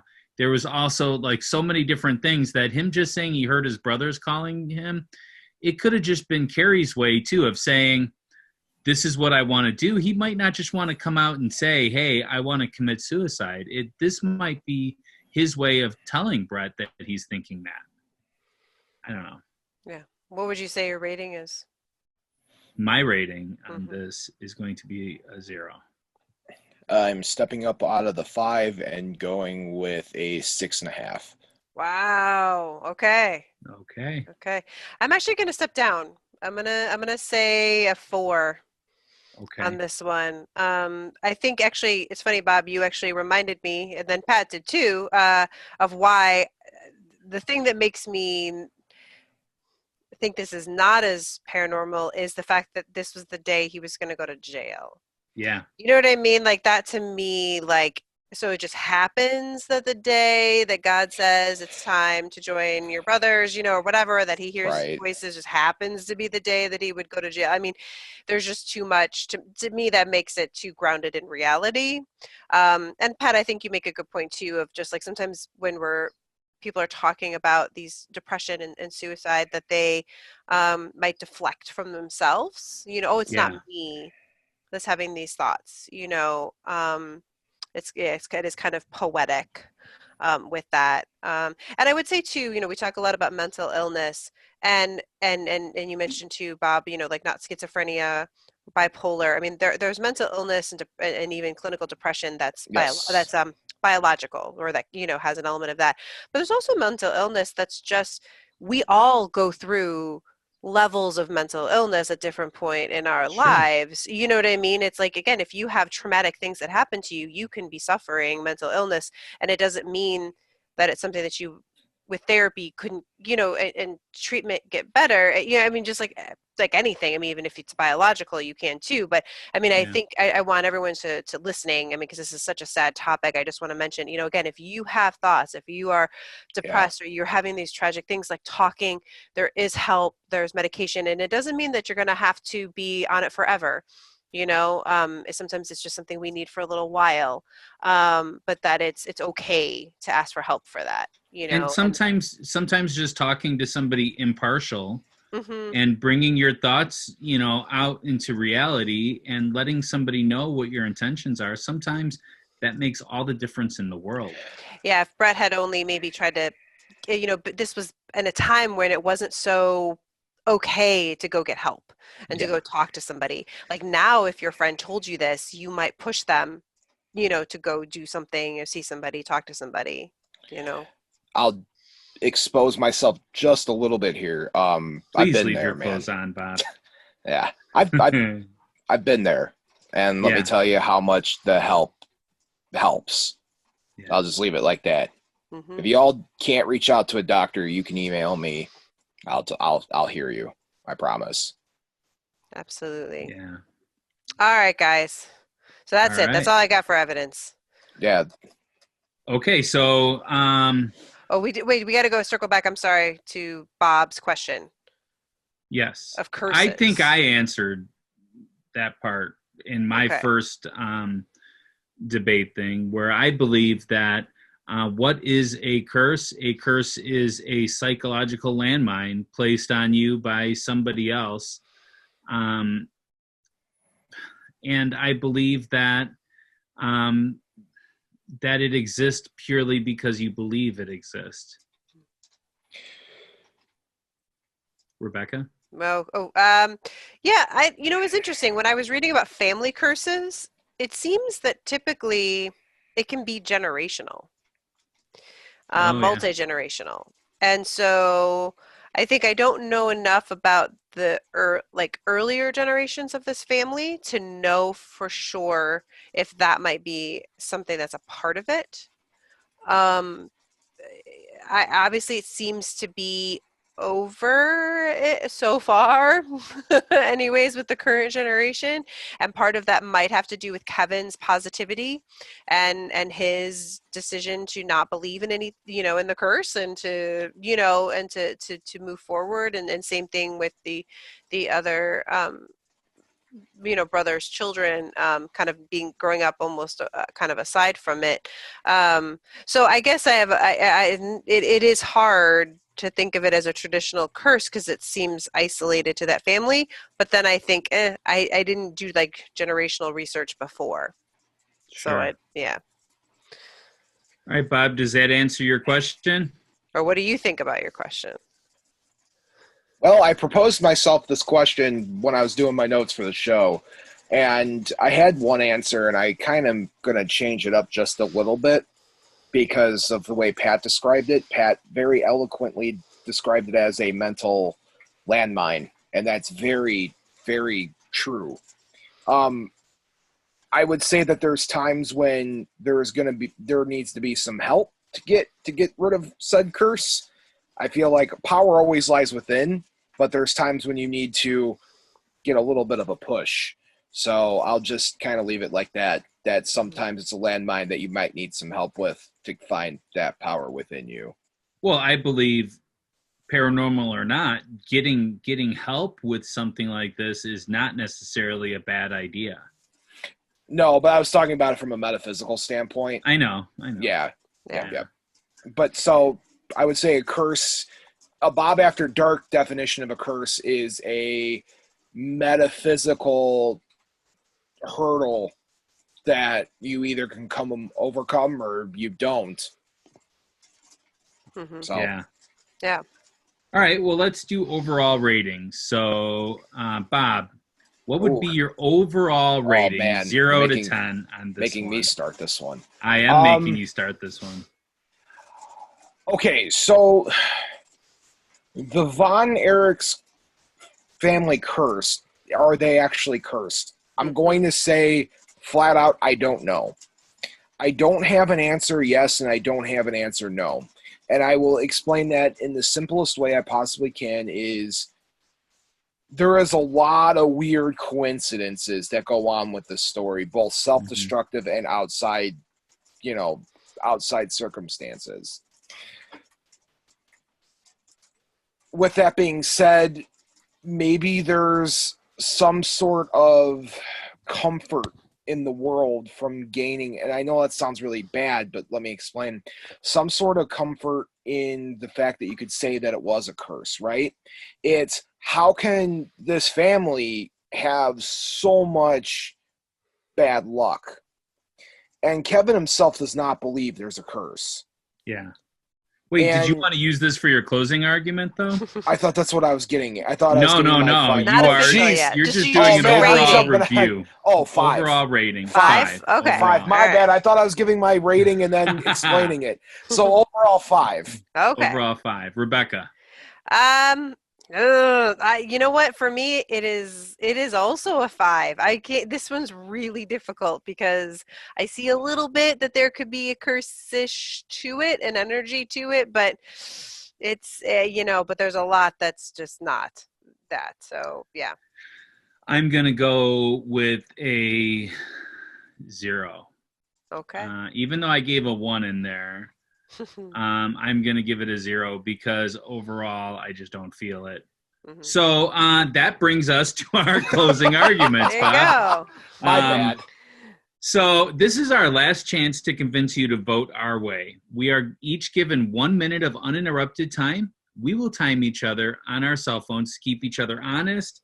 I am going to time Rebecca, and that time will start as soon as you tell me you're ready. All right, so we're gonna. Well, sorry. We'll give Bob last Yes. words, right? Okay. Last final words. Final thoughts. word on the subject. Okay. All right, I'm ready. Ready and go.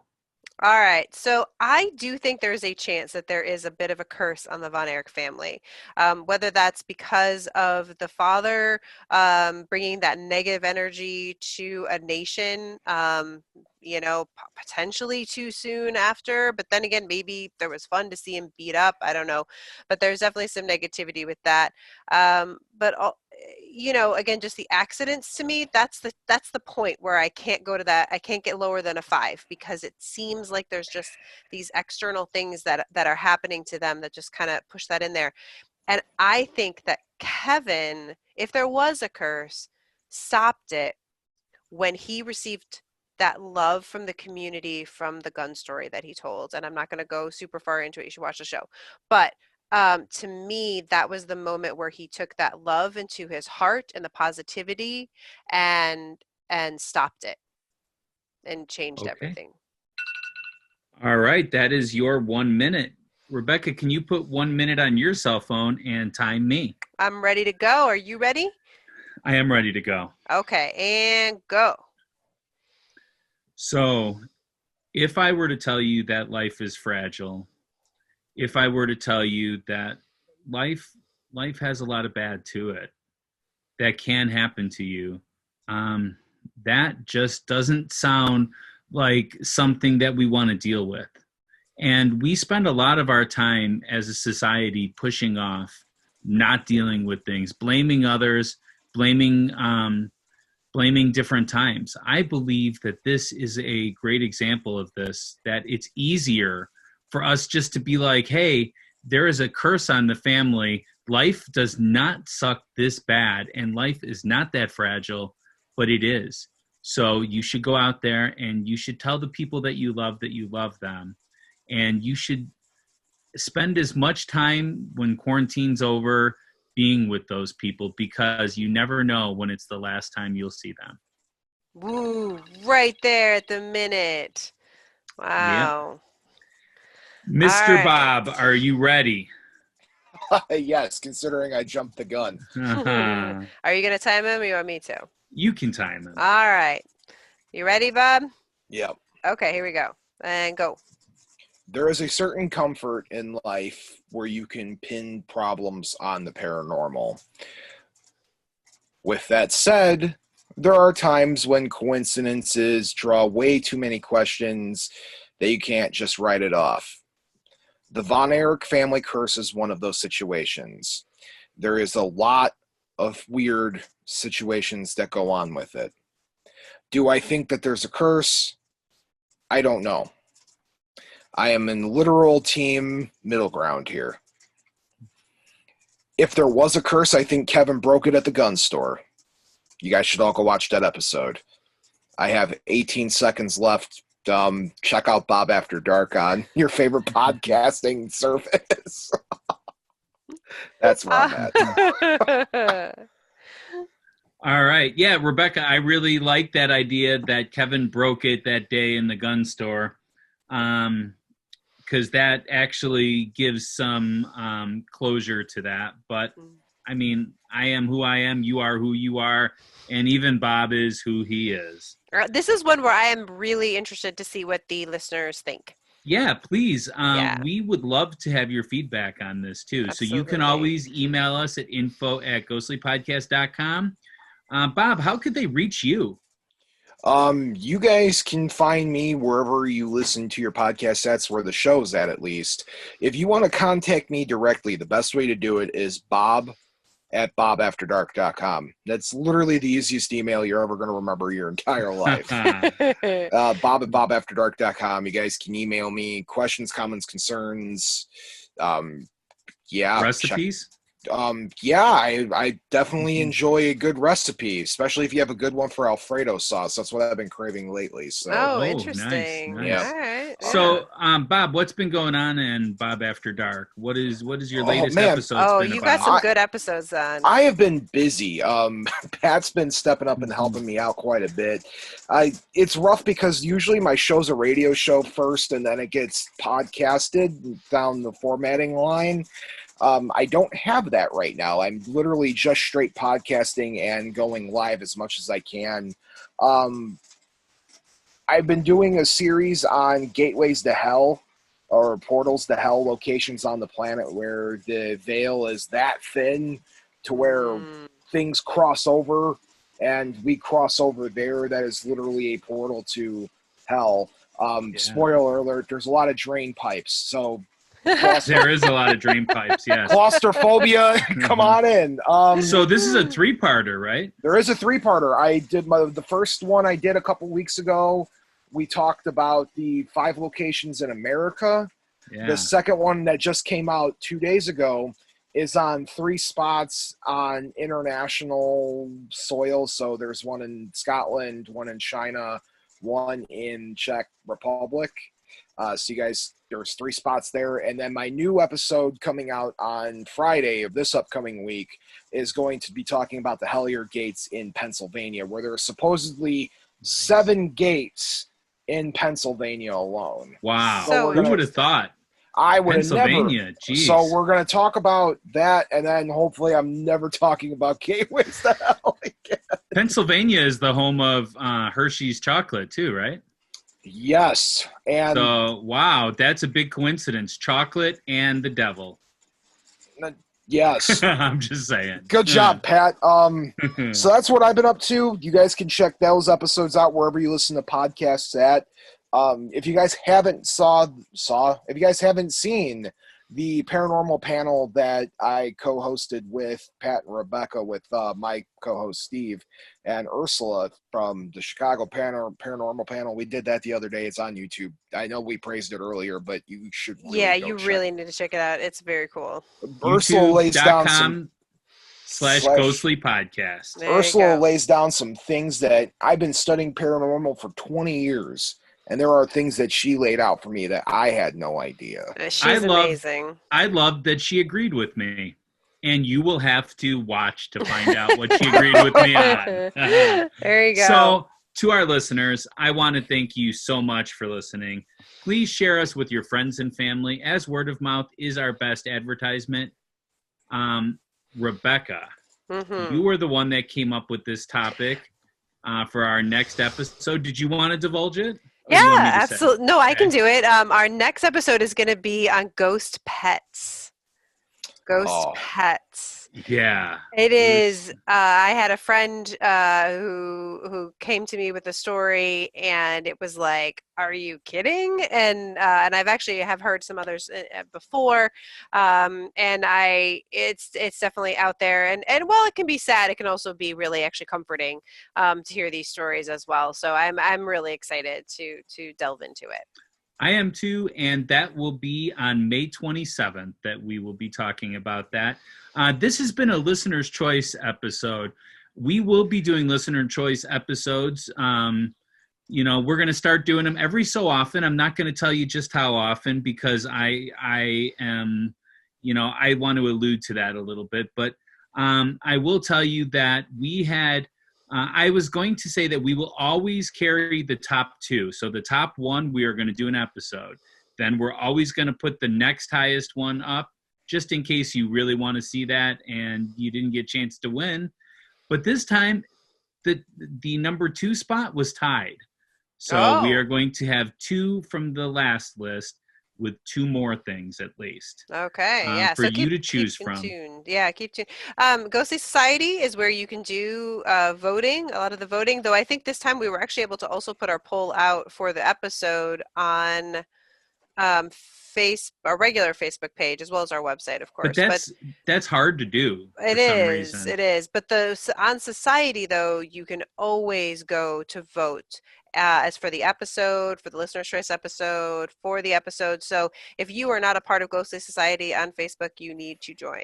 You need to join because I moderate it and there's a lot of good conversation. There is. It's really fun.